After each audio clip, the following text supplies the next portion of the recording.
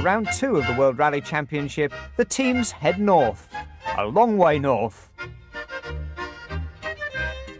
The sub-zero temperatures of the Småland province of Sweden.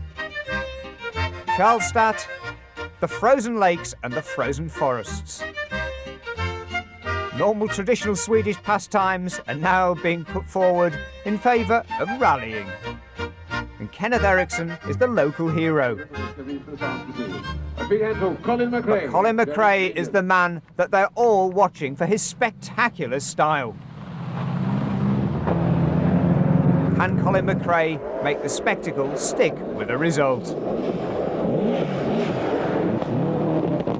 McRae's pedigree is good. He was third in 1993 and second to Matt Jonsson in 1992. The Subaru team were already in trouble. First, they were having problems getting their Pirellis to stick in the snowy conditions, despite the studs on the treads.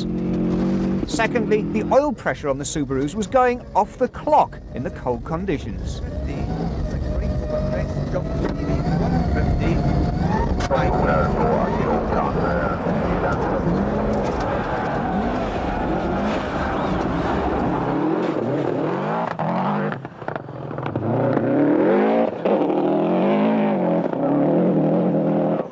Despite that, Colin McRae was warming the hearts of the Swedish fans in sub-zero, minus 15 degrees Celsius conditions.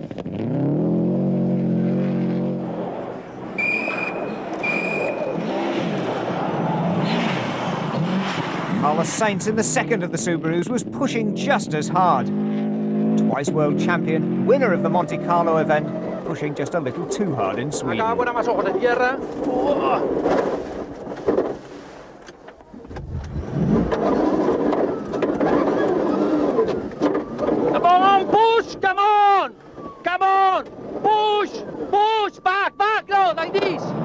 This delay would lose Carlos precious time on his Swedish rally debut, but it was nothing to what was round the corner.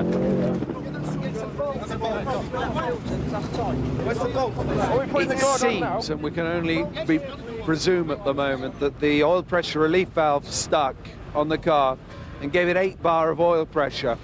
The effect of that was it blew an oil seal in the filter housing. So it ran perfectly when the mechanics ran it, and he got into the car, it blew that. So we had to quickly change it, and it's been leaking oil all morning. And we've come to the conclusion we just can't solve that oil leak. There's an inherent problem in the engine anyway to do with the oil pressure relief valve. So it was a fire risk, and it was pouring oil out, so we just stopped him. The third driver to be drafted into the Subaru team was double Swedish rally winner Matt Jonsson. Running as high as second place, Jonsson thrilled the crowd with a spectacular display of on-the-limit ice driving.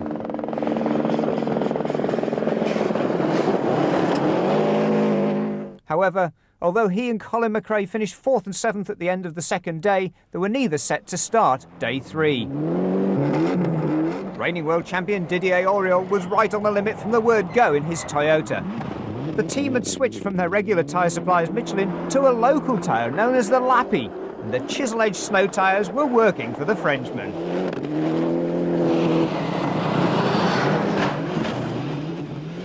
Fourth place for Auriol, but he's a driver who normally prefers the tarmac and the asphalt.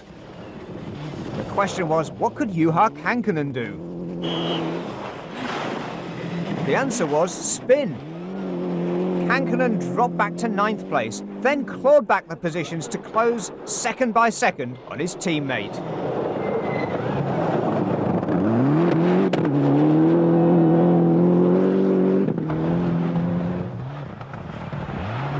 Swedish Championship ace Thomas Radström joined to provide the local knowledge for the Toyota team.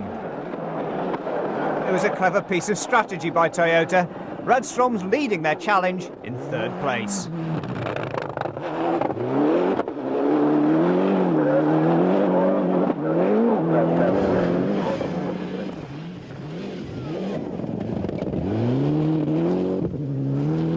We've had the Frenchman, we've had the Finn, we've had the Swede, now it's the German in the Toyota. Armin Schwarz off the line. But this is Armin's first experience of the Swedish rally. He's not nominated to score championship points, which is just as well. He's struggling to get into the top 10. So the point scorers for Toyota after the second leg of the event, Thomas Radstrom leads the way in third ahead of Oriol fifth and Juha Kankkunen sixth. But Kenneth Eriksson in the Mitsubishi is definitely the home hero. He storms through the opening 2 days of the event and extends a steady lead over his teammate Tommi Mäkinen.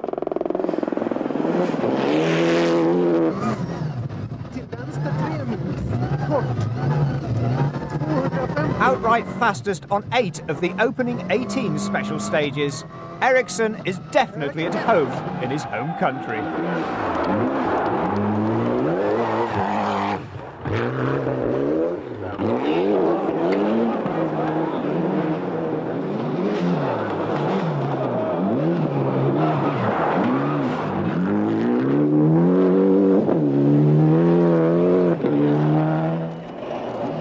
At home and equally spectacular is the second Mitsubishi.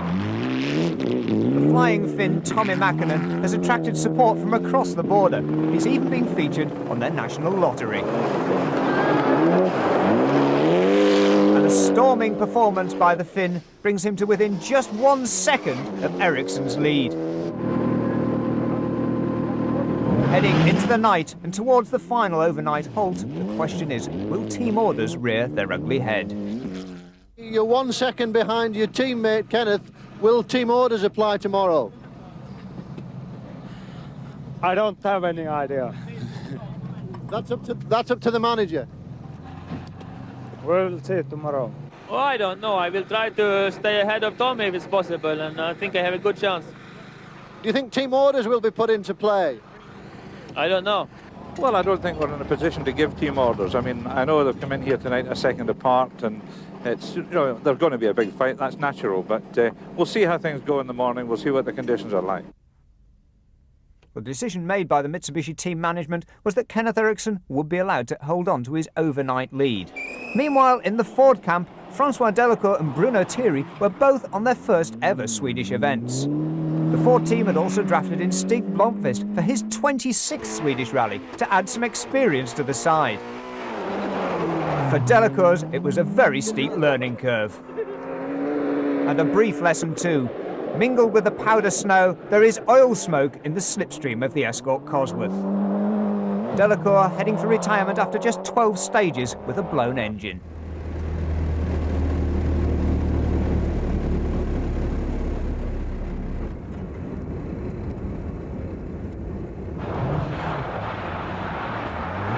Meanwhile, Bruno Thierry was enjoying his debut on the snow and studded tyres.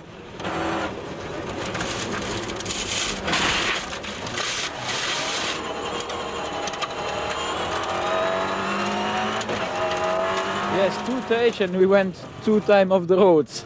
Now I think we must little bit calmer. A little bit calmer for Bruno Thierry looks like this.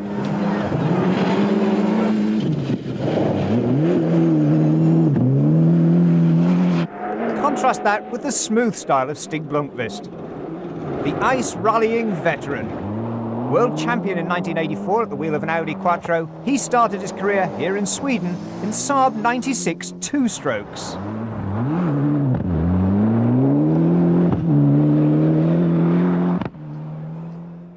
So the Ford results with Stig Blomqvist heading the positions after the second leg in 8th place, 1 ahead of Bruno Thierry. And the overall results show Eriksson and Mäkinen 1 second apart at the head of the leaderboard ahead of Thomas Radstrom's Toyota, but neither Colin McRae nor Mats Jonsson will restart in their Subarus.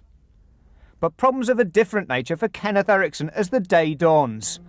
He's first car on the road, the rally leader, and team orders say he should stay there. But he's acting as a snowplough in a near blizzard, clearing the way and with no tyre marks to follow on the special stages. It's near a pure whiteout.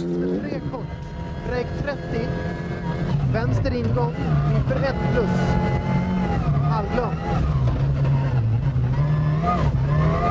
30. It's stunning to look at from outside the car, but it's very tough indeed for the Swede on his home event.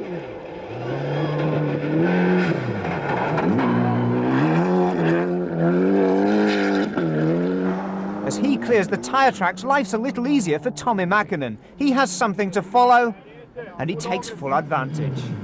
The Finn takes nearly 30 seconds off his teammate, but with team orders still standing, the result is now wide open. Meanwhile, Per Svan moves up after crashing into the trees on the opening day of the event to lead the Formula 2 category back into Karlstad. Kenneth Backlund is heading for victory in the Group N category, again for the Mitsubishi mark. A good event for them. Armin Schwartz still pushing hard, still learning fast in his Toyota, but the local driver Thomas Jansson's one place ahead, heading to the finish in 8th.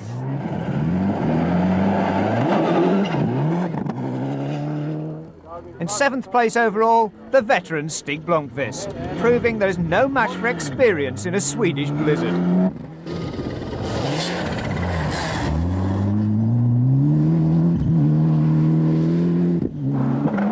Penalty-free run has moved Bruno Thierry one place further ahead. He's heading home in 6th on his debut Swedish rally.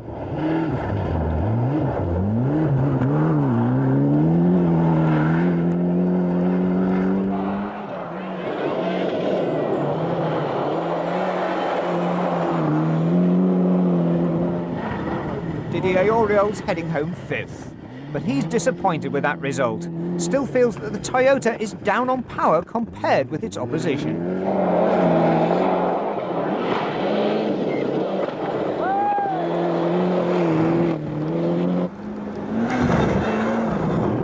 That's an opinion that's been shared by Juha Kankkunen, the flying Finn with Nicky Grist on the maps. Long K left, opens.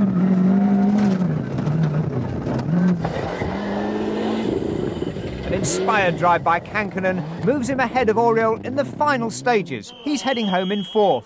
But Thomas Rudstrom, the local Swedish driver, has headed both Toyota's world champions. A fine 3rd place beckons.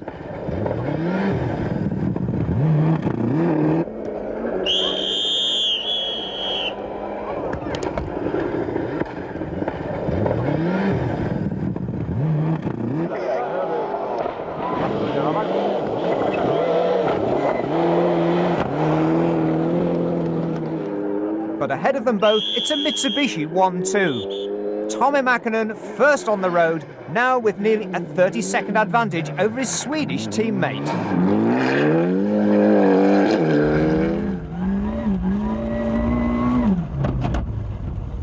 But on the final stage, Mäkinen pulls to the side.